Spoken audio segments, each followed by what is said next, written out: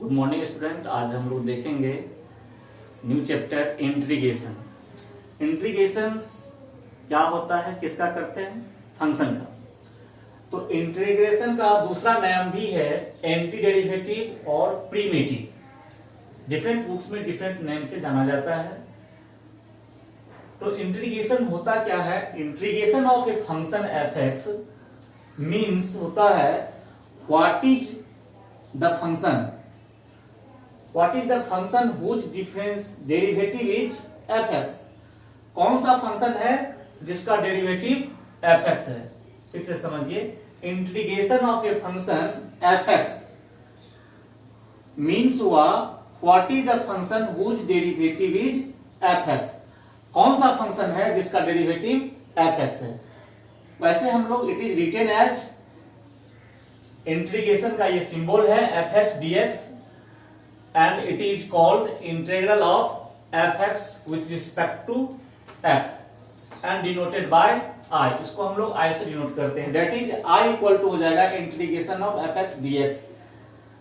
अब यहां पर थोड़ा सा देखेंगे, ये जो हमारा है सिंबल यानी इंटीग्रेशन इंटीग्रल सिंबल है, और fx जो है यहाँ पे इंटीग्रांड बोला जाता है उसको, और x जो है मेरा यहाँ पर वेरिएबल ऑफ इंटीग्रेशन है। तो मैंने अभी बताया कि इंटीग्रेशन ऑफ fx का मतलब, इसका ये मतलब हुआ कि what is the function whose differentiation is fx। ऐसा कौन सा फंक्शन है जिसका डिफरेंशिएशन ये है? कहने का मतलब इंटीग्रेशन ऑफ, हम लोग ऐसे लिख सकते हैं fx dx इक्वल टू, अगर मैं कैपिटल fx मान लूं, इसका अर्थ हुआ कि ये इसका डेरिवेटिव ये है। कहने का मतलब अगर इसका वैल्यू ये दिया हुआ है, इंप्लाइज हुआ dy dx of capital fx equal to हमारा fx हो जाएगी। तो कहने का अर्थ है, यहां पर हम आगे देखेंगे इंटीग्रेशन का जब टाइप बताएंगे, तो हमारा ये fx का इंटीग्रेशन, अगर मेरा ये कैपिटल fx है तो यह किसका डिफरेंशिएशन हो सकता है? इसका डिफरेंशिएशन हो सकता है। fx का डिफरेंशिएशन ये हो सकता है। तो fx का डिफरेंशिएशन हम लोग करेंगे तो ये हमको fx मिल जाएगा। बस यहाँ पर थोड़ा सा ये कंसेप्ट समझना है, और थोड़ा सा हम लोग देखेंगे इंडेफिनिट और डेफिनिट में क्या चेंज हो जाती है। तो मैंने बताया कि अगर मेरा ये इंटीग्रेशन का वैल्यू ये fx दिया है, अगर मैं यहाँ पर कोई कांस्टेंट x का फंक्शन छोड़ के कोई कांस्टेंट जोड़ दूं, फिर भी अगर मैं इस टोटल का डिफरेंशिएशन करूं, अगर मैं यहाँ पर c जो डिफरेंस कर दूं, तो पर भी मेरा ये क्या होगा, इस पूरे का डिफरेंशिएशन हमारा fx ही मिलेगा। कहने का इसलिए हम लोग यहाँ पर ये जो c होता है वो आर्बिट्री कांस्टेंट हो जाती है, और कोई भी कांस्टेंट दे करके यहाँ पर पुट करके हम लोग इंटीग्रेशन का बहुत सारा अलग अलग डिफरेंट वैल्यू हम लोग निकाल सकते हैं।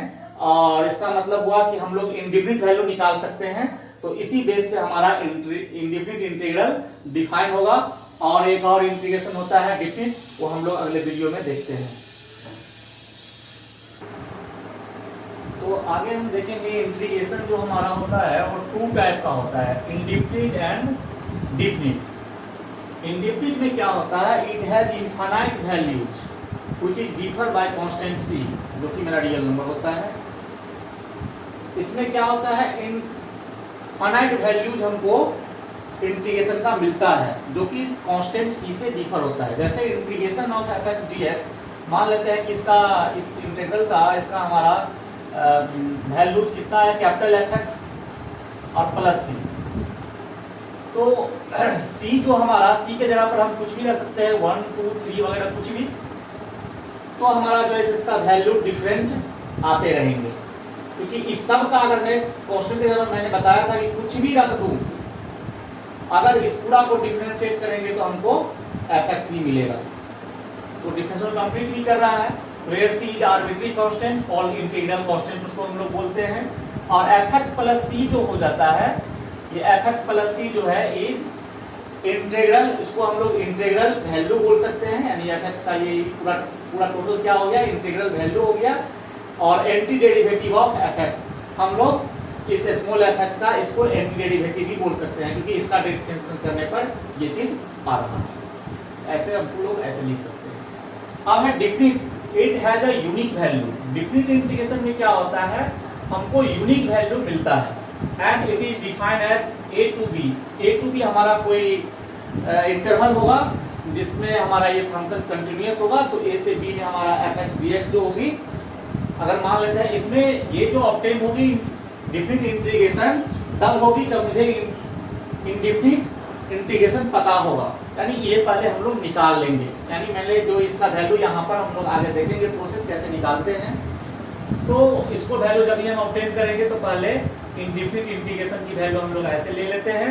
सपोज ये fx प्लस c है और a से b जो हमारा अपर लिमिट लोअर लिमिट है वो मैंने लिख दिया इसे। इसमें क्या होती है, ये टोटल जो हमारा इंडेफिनिट इंटीग्रेशन की वैल्यू होती है उसमें अपर लिमिट रखते हैं माइनस इस टोटल में फिर लोअर लिमिट की वैल्यू रखते हैं। तो इससे क्या होता है, हमारा ये c और c कैंसिल हो जाता है, तो हमको मिल गया fb माइनस fa। कहने का मतलब हमको इसका कांस्टेंट की इसमें कोई भी जरूरत नहीं होती है कि कांस्टेंट हम लगाए तो कांस्टेंट कैंसिल हो जाते हैं, इसलिए कांस्टेंट आर्बिट्री कांस्टेंट इसमें इंपोर्टेंट नहीं है। डायरेक्ट हम लोग इस fx का एग्जैक्ट जो हमारा जो एंटी डेरिवेटिव मिलेगा, इंटीग्रेशन मिलेगा, उसमें x के जगह पर अपर लिमिट माइनस x के जगह पे लोअर लिमिट कर देंगे, हमारा इसकी वैल्यू जो आएगा यूनिक वैल्यू आएगा, ऑब्टेन हो जाएगा। वेयर a और b आर कॉल्ड है lower limit and upper limit of integration. अब हम लोग कुछ देखेंगे बेसिक फार्मूला।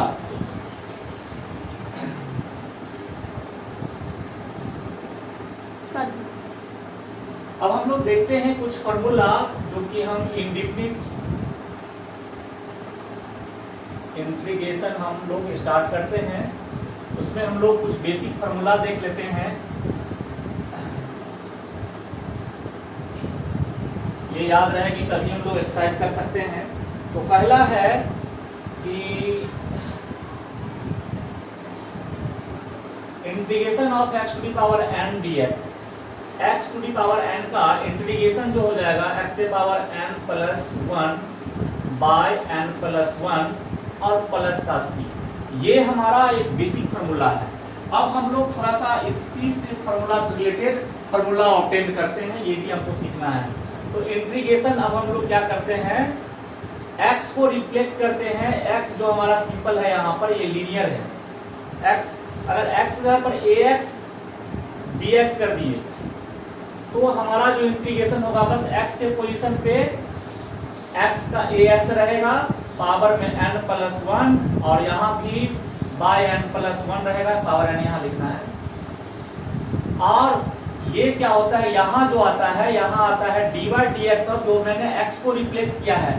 देखिए हम लोग x को replace only for linear function के रूप में कर सकते हैं। x के जगह पर लीनियर फंक्शन ही ओनली लिख सकते हैं, अदर कोई भी फंक्शन नहीं लिख सकते हैं इस फॉर्मूला को कवर करने के लिए। तो कहने का मतलब यहाँ ax का डिफरेंशिएशन हो जाता है और प्लस c। अगर मैं इसको डिटेल से ध्यान दूं तो ये हो जाएगा ax का पावर n प्लस 1 और बाय में n प्लस 1 और इंटू इसका a हो जाएगा डिफरेंशिएशन a प्लस c। इस तरीका से अगर मैं और रिप्लेस कर दूं इस ढंग से ax प्लस b का पावर n प्लस 1, अगर मैं ऐसा कर दूं, सपोज n ही रहने दीजिए n, तो मैंने x को रिप्लेस किया है, यहाँ के x को रिप्लेस किया है लीनियरली कि ax प्लस b में, तो पर भी हम लोग यहाँ पर इसका वैल्यू लिखेंगे ax प्लस b का पावर n प्लस 1 और बाय n प्लस 1 तो यहाँ तक रहेगा, और यहाँ होता है dy dx of ax plus b और प्लस का c। अगर मैं इसको डिटेल करूं तो ax प्लस b का पावर n प्लस 1 और बट्टे में यहाँ पर n प्लस 1 और यहाँ इसका डिफरेंशिएशन ax का a हो जाएगा, b का 0 हो जाएगा, यानी ये a ही रहेगा प्लस c। तो ये तो कंसेप्ट है फार्मूला ऑब्टेन करने का, बट मैं इसके लिए शॉर्ट बताऊंगा कि जो भी x के रिप्लेस में है लीनियर ही ओनली करना है, ये ध्यान रखना है। तो x का रिप्लेसमेंट यहाँ पर वही चीज रहेगा, ax ही रहेगा, जो पावर में है वही रहेगा n प्लस 1। और ये हम जो देख रहे हैं डिफरेंशिएशन इतना जो कर रहे हैं, ये करने की कोई जरूरत नहीं है, हमको x का कोफिशिएंट लिख देना है। x का कोफिशिएंट यहाँ a है, यहाँ a लिख देना है, यहाँ ax प्लस b है, यहाँ पर हम लोगों को ax प्लस b में x का कोएफिशिएंट सिर्फ लिखना है और वो है a, तो मैं प्लस c।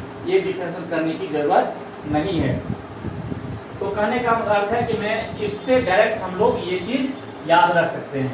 कभी कभी आपको क्वेश्चंस में आएगी, अगर हमको निकालना है सपोज 2x माइनस 3 का इंटीग्रेशन का पावर 8 का इंटीग्रेशन निकालना है, तो सिंपली हम लोग क्या करेंगे, लीनियरली है x के वाला फॉर्म पे, इसी फॉर्म पे है, इसी के x में रिप्लेस है हमारा लीनियर, तो इसका वैल्यू हमारा डायरेक्ट अगर लिखेंगे तो ये हो जाएगा 2x माइनस 3 का पावर 8 प्लस 1 9 हो जाएगा, यहाँ पे भी 9 और x का कोएफिशिएंट यहाँ पर कितना है 2 और प्लस का c, हमारा यही हमारा आंसर हो जाएगा, यानी 2x माइनस 3 का पावर 9/18 प्लस c, और ये मेरा आंसर हो जाएगा।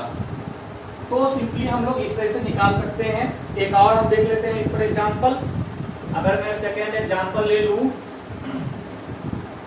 3 माइनस 2x का पावर 11 dx, तो इसका अगर इंटीग्रेशन निकालो तो ये हमारा कितना हो जाएगा, 3x माइनस 2x का पावर वही रहेगा 11 प्लस 1 यानी 12, और नीचे में भी 12, और यहाँ x का कोएफिशिएंट कितना है -2 प्लस का c, और ये हमारा हो जाएगा 3 माइनस 2x का पावर 12 बाय माइनस 24 होगा, इसको माइनस को यहाँ लिख दीजिए, और प्लस c, ये मेरा आंसर हो जाएगा। तो इस टाइप से हम लोग क्वेश्चंस को कर सकते हैं शॉर्टली। तो मेन हमारा जो बेसिक फार्मूला है वो ये है, अगर मैं किसी भी फार्मूला के लिए, मैं बता रहा हूँ, किसी भी फार्मूला में अगर हमको फार्मूला में x को रिप्लेस कर करके हम लोग सेम पैटर्न पे फार्मूला को सेट कर सकते हैं, एक्सेप्ट ध्यान रखना है कि हमको जो x को मैंने x का जो रिप्लेस किया है लीनियरली ax करे या ax प्लस b करे, उसमें हमको x के कोएफिशिएंट से डिवाइड कर देना है, बाकी वही फार्मूला है। देख लीजिए यहाँ पर यही चीज है, x का रिप्लेसमेंट है बस, और x का कोएफिशिएंट कितना है यहाँ a, बस a से डिवाइड है, इस टोटल में a से डिवाइड मतलब यही डिनोमिनेटर में a से मल्टीप्लाई, यहाँ पर भी वही चीज है। तो ये हमारा कंसेप्ट है। इस तरह से और हम आगे फार्मूला देखेंगे